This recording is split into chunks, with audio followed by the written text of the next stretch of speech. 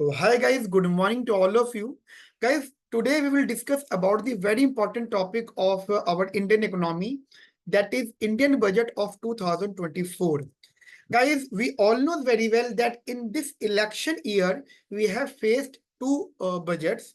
First is interim budget, which was represented by our finance minister Shrimati Sitaraman ji in the month of February, and the other is union budget, जो कि हमारा 23rd of July coming week में present किया जाएगा in the Lok Sabha and again by our finance minister Shrimati Sitharaman जी.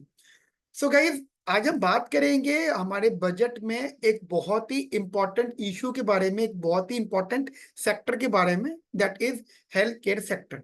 अब health care sector की importance क्या है? हेल्थ केयर सेक्टर के अलावा और भी सेक्टर से जो जो डिस्कशन का पॉइंट है, हमारे हेल्थ केयर सेक्टर हो गया, एजुकेशन सेक्टर हो गया, एम्प्लॉयमेंट सेक्टर हो गया, उसके अलावा और भी सेक्टर्स हैं जिन पे फोकस करना जरूरी है, जिनके पे बात करना जरूरी है, लेकिन आज हम बात करेंगे सिर्फ हेल्थ केयर सेक्टर की.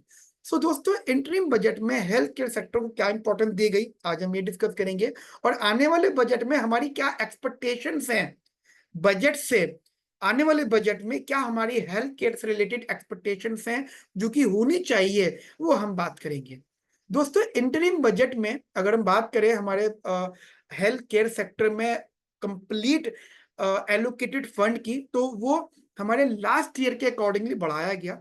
लास्ट ईयर था 79,221 करोड़, जिसको बढ़ा के इन 2024 में इसको बढ़ा के कर दिया गया 90,171 करोड़, जो कि एक बहुत ही अच्छा स्टेप था हमारे फाइनेंस मिनिस्टर की साइड से.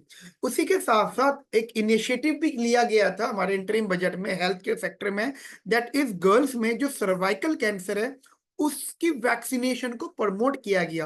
अब प्रमोट करने के लिए हमें फंड की जरूरत पड़ती है, इनफैक्ट हमें बैनर्स वगैरह की जरूरत पड़ती है, तो उन सब चीजों के लिए फंड को जो है रिलीज किया गया, जिससे कि ये इनिशिएटिव प्रमोट किया जा सके. उसी के साथ साथ हमारे जो भारत की एक योजना जिसका नाम है आयुष्मान भारत प्रधानमंत्री जन आरोग्य योजना, जिसमें फंड को इंक्रीज किया गया, और जो लास्ट ईयर था 7200 करोड़, उसे बढ़ा के 7500 करोड़ कर दिया गया. अराउंड 300 करोड़ इंक्रीज किया गया as compared to last year. और साथ ही दोस्तों, हमारे भारत में मिशन इंद्रधनुष को भी प्रमोट किया गया, जिसके अंदर जितने भी हमारे अनऑर्गेनाइज्ड वर्कर्स होंगे उनको एक आइडेंटिफिकेशन नंबर दिया जाएगा, जिसको दिखाकर मान लीजिए किसी भी अनऑर्गेनाइज, क्योंकि ऑर्गेनाइज्ड वर्कर्स जो कि किसी ऑर्गेनाइज सेक्टर में, क्योंकि हमारी इकोनॉमी में दो प्रकार के सेक्टर्स होते हैं, ऑर्गेनाइज सेक्टर, अनऑर्गेनाइज सेक्टर.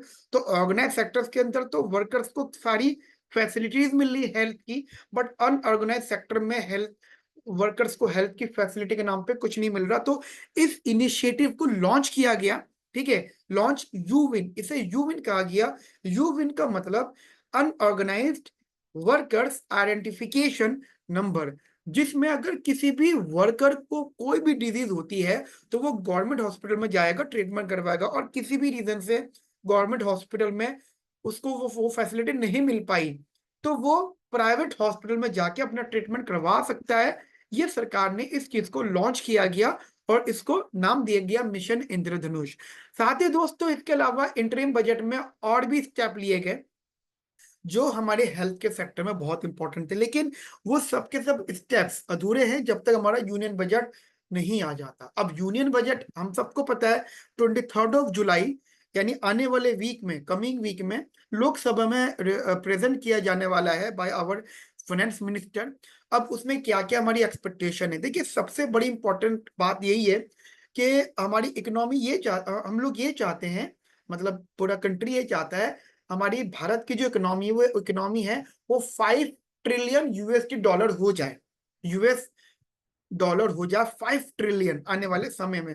अब उसके लिए हमें अपनी कंट्री में एक क्वालिटी हेल्थ केयर सेक्टर तो मेंटेन करना पड़ेगा, जिसके लिए भारत के मैक्स हॉस्पिटल के सीईओ है, उनका सजेशन ये रहा कि at least 2.5% share of GDP health care sector में लगाना चाहिए, जिससे क्या होगा, अगर हम एटलीस्ट 2.5% जितना भी जीडीपी है कंट्री का, अगर उसका 2.5% हम लोग हेल्थ केयर सेक्टर में लगाएंगे, तो हेल्थ केयर सेक्टर जो है एक नेशनल प्रायोरिटी डिक्लेयर्ड हो जाएगा, जिससे कि उसको ग्रो करने में, उसको सपोर्ट करने में जो भी रुकावटें आ रही होंगी वो हट जाएंगी।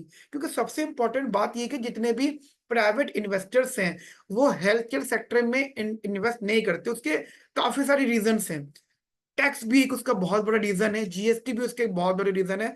तो यही एक्सपेक्टेशन रखी जा रही है कि अगर यहाँ पे हमें टैक्स इंसेंटिव दिए गए तो काफी सारे प्राइवेट इन्वेस्टर्स जो है हेल्थ केयर सेक्टर में इन्वेस्ट कर सकते हैं, जिससे कि हमारे इन हेल्थ केयर सेक्टर का इंफ्रास्ट्रक्चर मेंटेन्ड होगा, इंप्रूव होगा, मेडिसिन या टेली मेडिसिन इंप्रूव्ड होगा, या हम ये कह सकते हैं मॉनिटरिंग सपोर्ट मिलेगा हमें हर चीज का, हमारे हेल्थ रिकॉर्ड का डिजिटलाइजेशन हो पाएगा, एंड साथ ही हमारे हेल्थ केयर में प्रोफेशनल्स का इंक्रीमेंट हो पाएगा।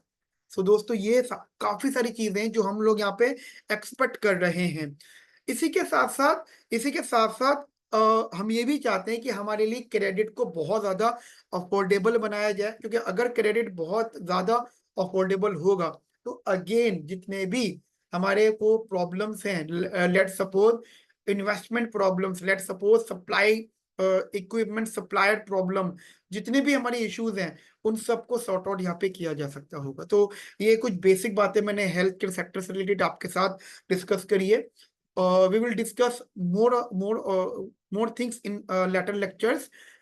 Education sector, no doubt, tax sector, in finance sector, ठीक है, और भी सेक्टर्स के बारे में हम लोग यहाँ पे बात करेंगे। सो मिलते हैं नेक्स्ट सेशन में। Have a nice day, thank you, bye bye, take care.